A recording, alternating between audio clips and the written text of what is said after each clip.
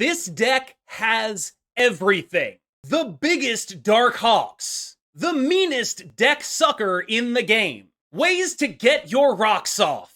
And knots to jug. So join me on the bus as we explore the return of Goon Knight, aka the Goon Knight Rises. Welcome back to the Goon Knight Rises. This is the return of a dangerous hand attack deck that plays a powerful mid-range strategy which fell out of favor a while ago, but just got a really interesting new tool in the form of Fenris Wolf. This deck was always weakened by the fact that it was either being forced to play things like the Hood and Viper in order to get points on the final turn of the game, and of course by the fact that it just didn't really have a lot of points innately involved in it. The addition of this Fenris Wolf has actually made this deck a decent amount better because it has also brought with it an addition of Gambit. Gambit gives this deck some real high roll potential, and you have multiple ways of actually getting stuff in the Fenris Wolf pool. So you have not just Moon Knight, you also have Gambit in order to get things that Fenris Wolf can bring back. As a 2/3, it is already good on rate, and making it better is obviously something you're interested in. You can also even bring back things that your opponent, that your, of course, Black Bolt hits, but those are going to be lower points than most of the things that the other cards here are going to hit. Luckily, you don't have to worry about that because Fenris Wolf always brings back the biggest thing. The role this deck tries to play is disruptive mid-range, and it's actually surprisingly effective at doing so. When you are able to open with Fenris Wolf into Moon Knight discarding Proxima, you are doing incredibly large amounts of points paired with meaningful disruption. This is not a deck that is all about the rocks the way previous versions of it are. This is not a deck that is playing cards like the Hood the way previous versions of it were. This is a deck that is in its optimized highest point form. And the discard ability that you have goes alongside what is actually a pretty meaningfully powerful points engine that was not previously available to the deck. This is a deck that got a lot better with the addition of Fenris Wolf. But it's also a deck that got a lot better with the fact that very few other decks are reasonable homes for Darkhawk and Cassandra Nova. Darkhawk and Cassandra Nova are very well positioned right now. These are incredibly good cards against Thanos and Arishem, and they're going to do a lot of damage when you have access to those. And that is something that is hard to get in a lot of other decks. Having that innate favored matchup against Thanos and against Arishem, against Thanos Arishem even, is extremely, extremely valuable. I would go so far as to say this deck probably has the best matchup against Arishem of anything I've played on a consistent basis. Not only is it able to get stuff out of Arishem's hand, it is also able to play absolutely bonkers size threats in the form of Darkhawk and Cassandra Nova. This deck has a lot of play to it, but mostly what it is doing is attempting to be disruptive while still putting points on the board, and it isn't having to drag people down as far as it has had to in the past because its point package is much more efficient now. It should be pretty clear why we are playing Korg, and I think it should also unfortunately be clear why we're not playing Rock Slide. I'd love to play 3-cost Rock Slide. We don't have room for him. We do have room for Korg, and that means that we're going to play the Korg because Korg adds an additional rock to our opponent's deck, which is important, of course, but also makes our Darkhawk and Cassandra Nova a little bit bigger. This is where everyone in the comments gets mad at me for playing another deck with Hydra Bob, but I will say budget replacement, Nico Minoru for sure. I realize that's not technically budget, but it's a card a lot more people have. You could also budget replacement, I think, Spider Ham. You could try doing the Hood Viper stuff. I think that is meaningfully worse. But what this card has going for it is its stat line. It is a 1/5. It is quite good. I do not think it is required to play this deck by any means. A lot of when I was playing this deck, I had a Nico in there until eventually she just betrayed me for the final time. She was removed from the deck and replaced with Hydra Bob, who is still going to betray you some of the time if he doesn't always go to where you want him to do, but not to the level that a Nico getting a bad location can, and his upside is a little bit higher. I think this is like the second video I've done in a row on a mid-range deck with Fenris Wolf in it, and that is sort of making me question if this card is worth picking up, because It has seemed quite strong, and not necessarily in the flash in the pan way, but more in the way where it's like, if you are going to be playing something like this in the future, he's going to be part of it. This is a card that is a part of the Goon Knight core now, as far as I'm concerned. This is a card that is a part of any Gladiator Shang deck's core now, as far as I'm concerned. And that's not necessarily the biggest, widest niche in the world, but it's not the smallest either. And so it is sort of a consideration if you happen to be in a position to pick this card up without a huge outlay of capital. This might be a nice card to have in your back pocket. I've seen a lot of this card, and I have routinely been fairly impressed with it. And I think it is meaningful that I have found it to be as impressive as I have, because it just constantly, consistently punches above its weight and goes with decks that really need the help. A Gladiator deck was not ever going to be the optimal choice before this card came out, and now it might be. A Moon Knight deck was not ever going to be the optimal choice before this card came out, and now it might be. Cassandra Nova is a well-known card at this point. She is a good card to play on curve. You are happy to disrupt your opponent and drag them down any amount that you can. You'll notice that basically all of your cards fit this profile. They are cards that have okay stats and also make your opponent feel sad when they happen. Cassandra Nova is one of those that is more on the spectrum of stats than make your opponent feel sad. But of course, she makes your opponents feel really sad when they have Arishem or Thanos-sized decks. Then she's usually being played on the final turn of the game for like 18 power, and that's pretty much a good spot to be in. I was very impressed with the inclusion of Gambit in this list. The second thing to hit to make Fenris Wolf a functional card was very helpful to me.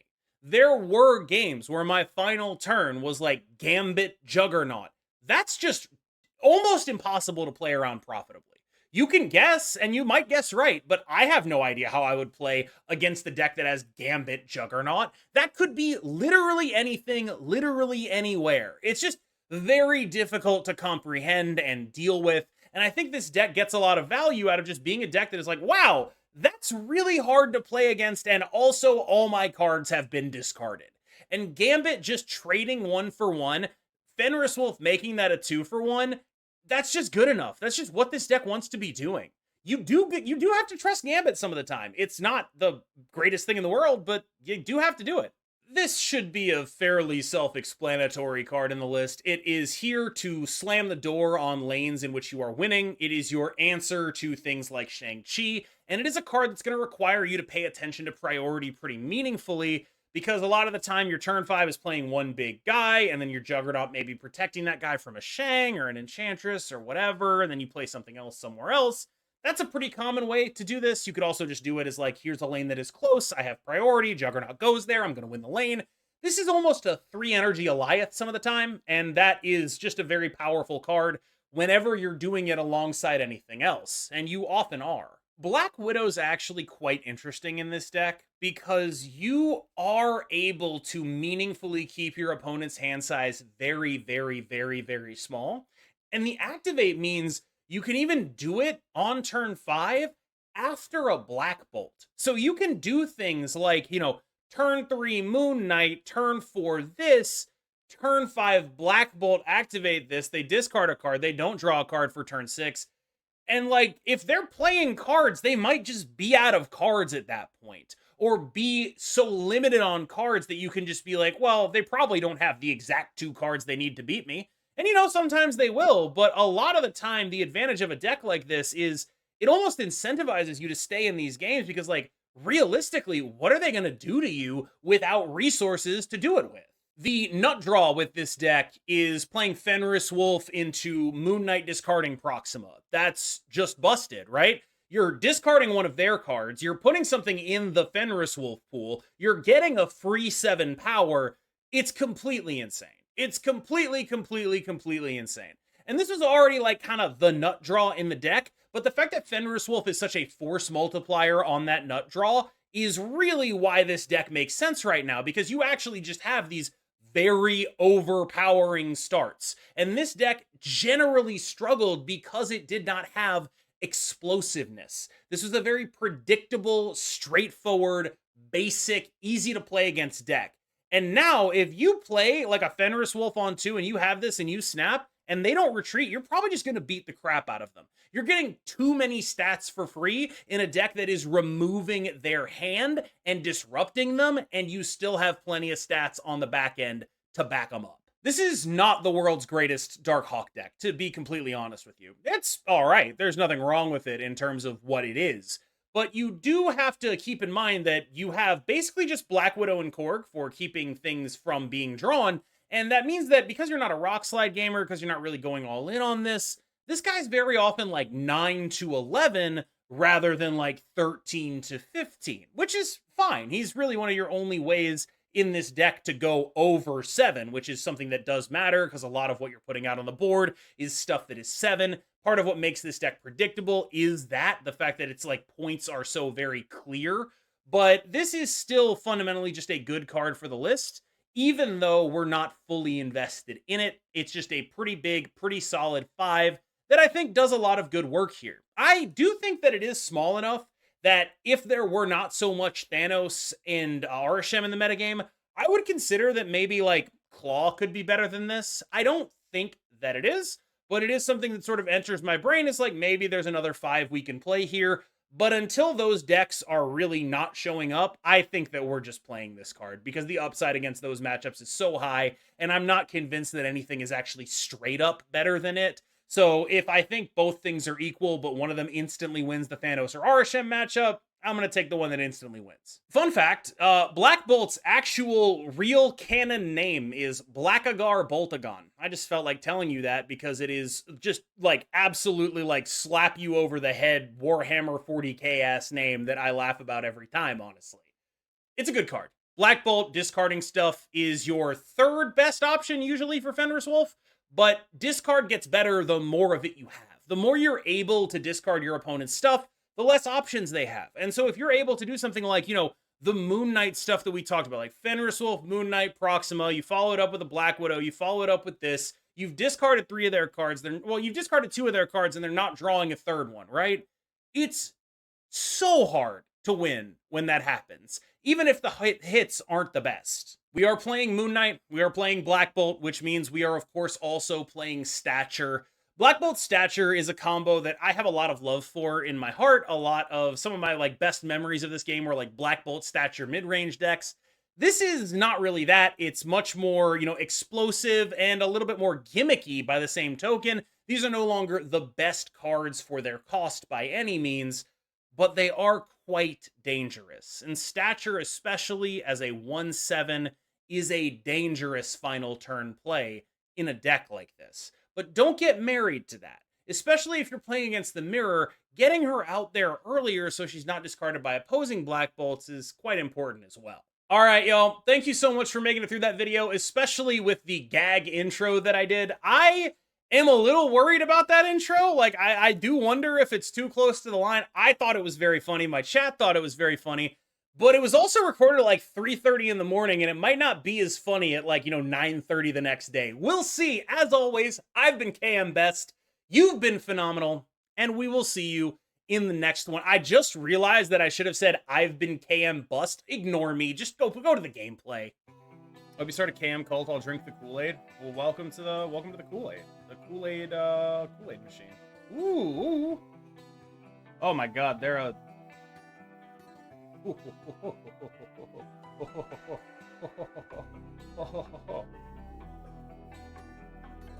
things are happening. Tinfoil hat thinking not. No, when I say worst matchmaking, I mean that literally. Like, the matchmaking in the game mode is non-existent. I'll probably do the diner, but it'll like be over time. You know what I mean? Yeah, I don't like having to do chores.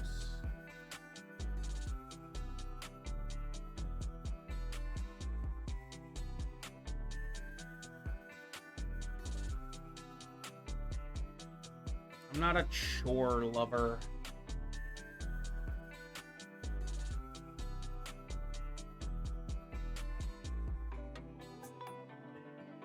Good hit.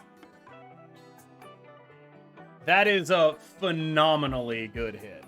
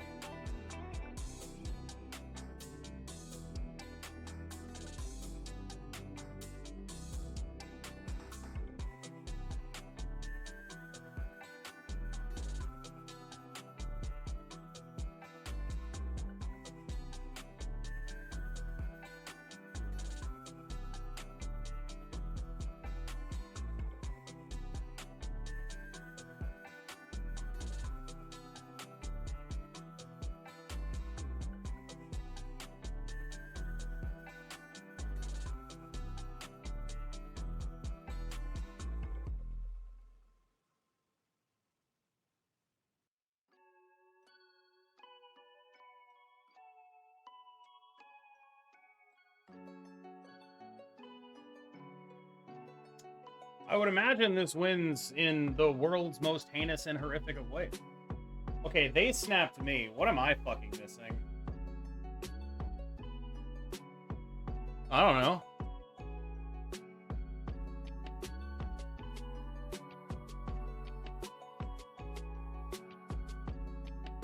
I don't know. What am I missing, dog?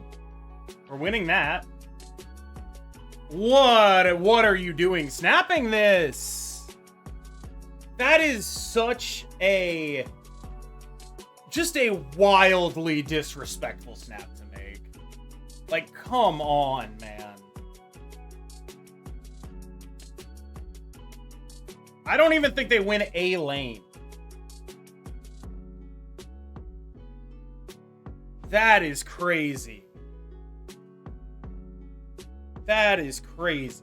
I was like, Juggernaut Shang-Chi. Like, I was doing all sorts of math trying to figure out what the hell beat me there. The answer was nothing, not enough, not gonna lie.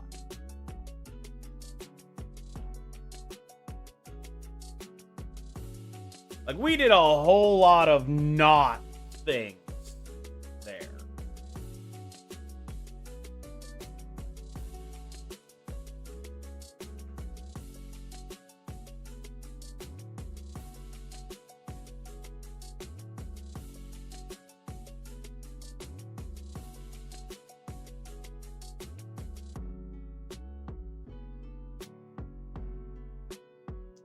Love to copy a Cassandra Nova at 7.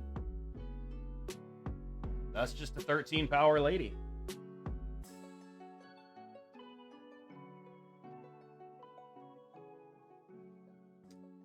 Unfortunate, but that's still a 7 power lady.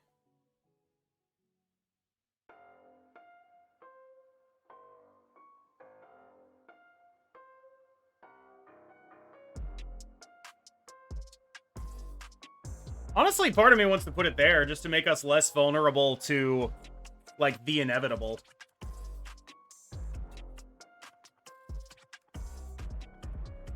Because I can't put it on Superflow. But I don't hate just having 7 there. It's about as much as I'm going to get regardless. Do I have King Atri yet? No.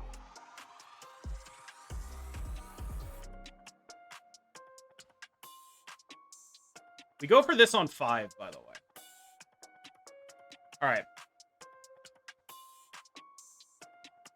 We go for this on 5 in an attempt to discard the Scarf.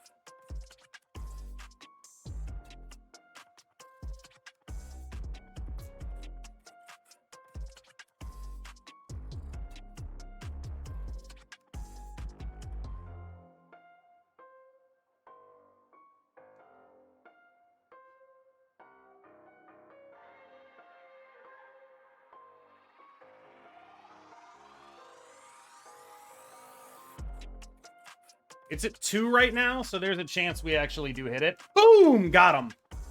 Love that. Oh my god, you gotta love that. Got him so hard. That's it, man. That's it, man.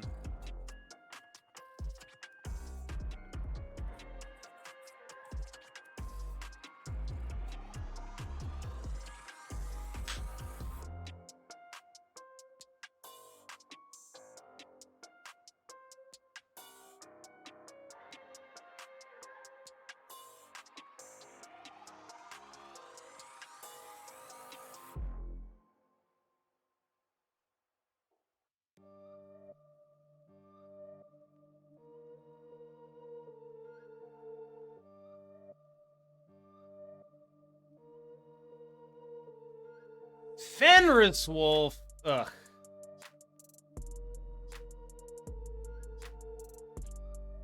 Okay, we're still winning. If it had hit the Proxima, Proxima goes to Superflow, we win that off the procs. Okay, that's not good. Because now our... That is interesting.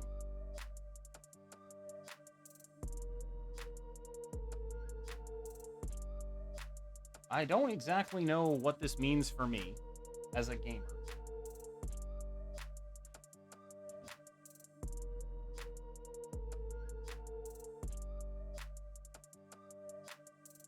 Now, we are still probably firing off that Moon Knight because, you know, it sucks, but worst case scenario, right?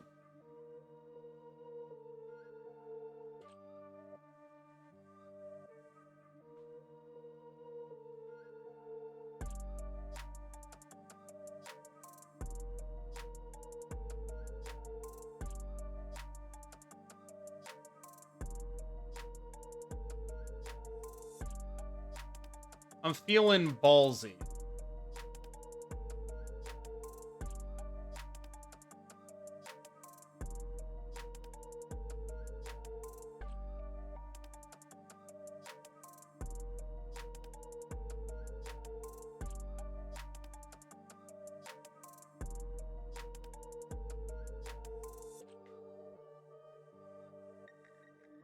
They're snapping.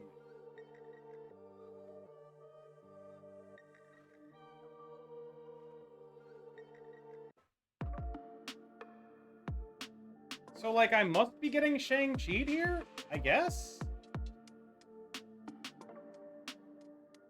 U.S. agent, Silver Saber. Okay.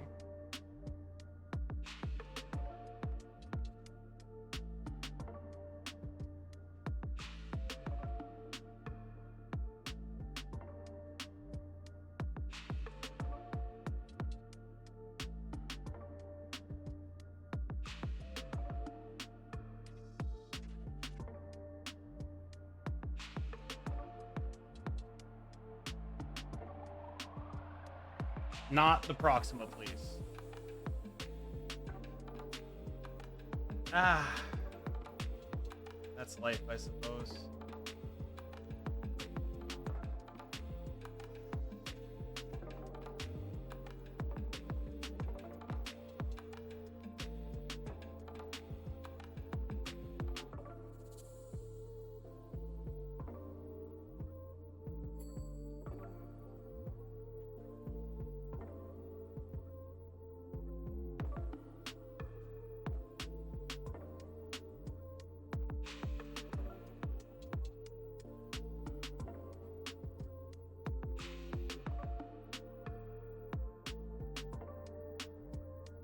Let's go.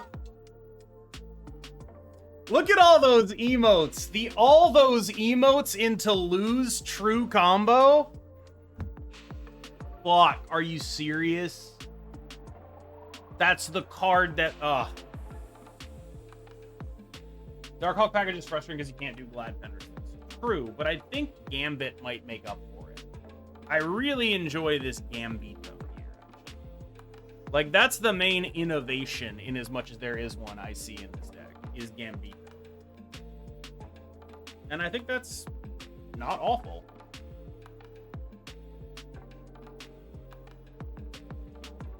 Oh my god.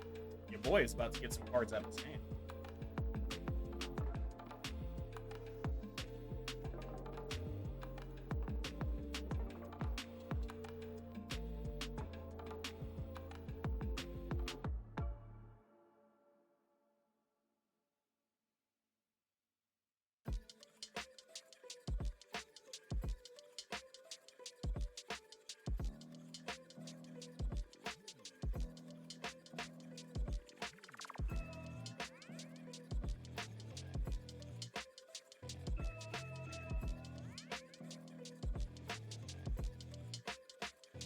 Jesus.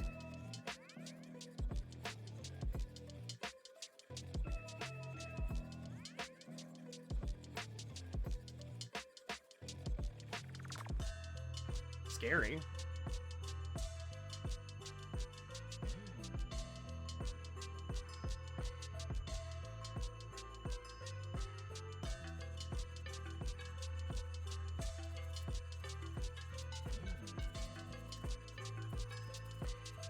Ooh, I'm torn here. Am I juggernauting the middle? Or am I juggernauting a different? I'm a little weirded out. I can, like, juggernaut here, gambit here. Which is actually, like, a weirdly interesting proposition against something of this nature if they're going to try to win the multiple lanes here. What I can also do is just say, I'm going to hit something cool with Gambit, and that's worth it.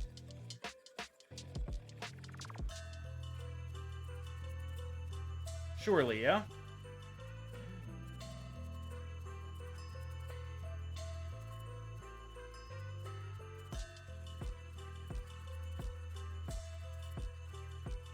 Got him! Ha ha! We love a Gambit. I feel like it has to be an environmental thing. Almost have. They haven't been doing. I will say a couple more. I have a couple more for sure. Let's see.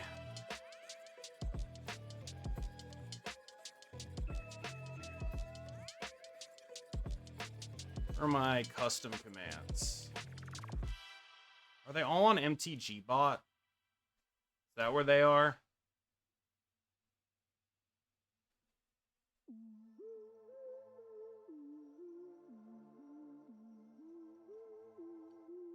It was hype being there live for that one. Yeah, it's a real moment when we get a crazy one. Crazy ass moments in KM Best history. Oh my god. That's actually so painful.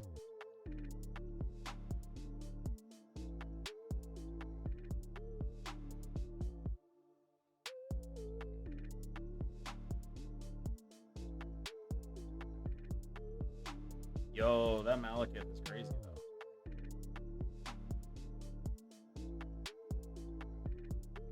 I get that.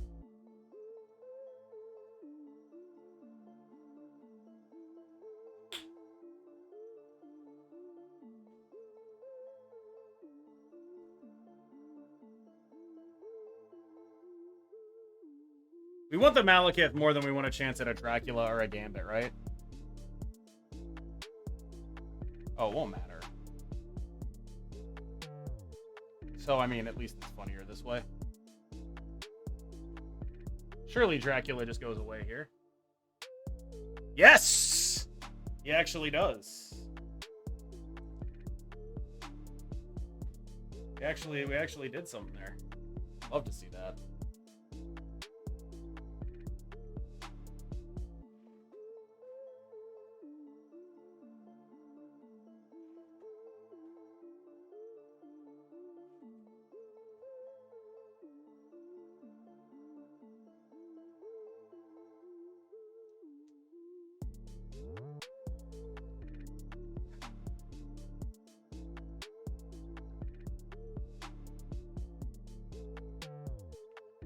I'm a little worried.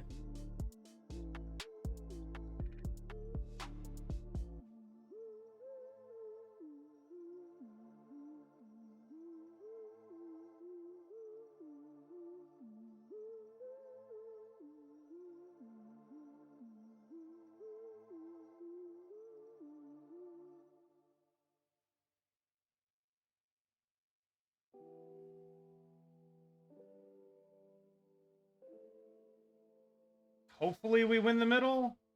I gotta imagine we do. Okay. Alright. Alright. The worst deck you posted in a while. Oh my god, yeah. Just not really ideal, in my opinion.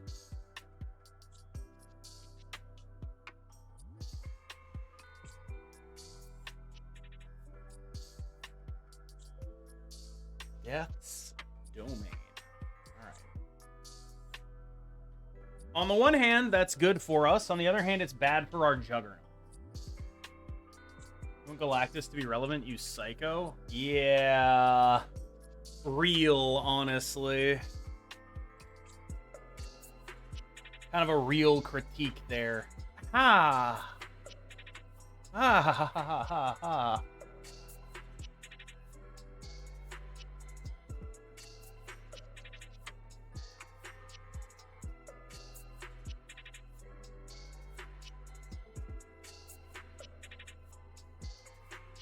Good, they beefed it.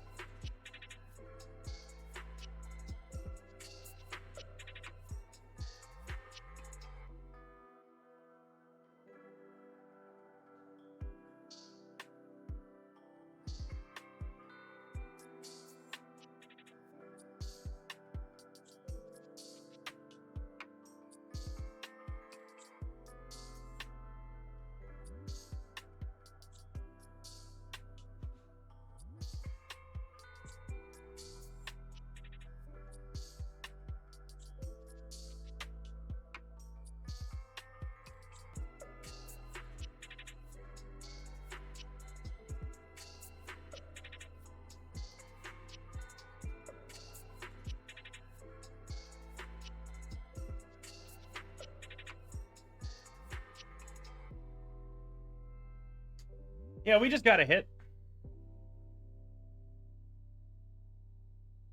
Oh, good. Okay, we do actually just win. Okay, we did it. Look at this. Here comes the greatest play of all time. We didn't snap, but we are going to get the Proxima there anyway. Beast mode. Let's go. I was in beast mode the whole time, dog. Oh my god. I never left beast mode. I have no... Dude, has anyone watched or read Bleach? At what point were you under the illusion that I was not in beast mode?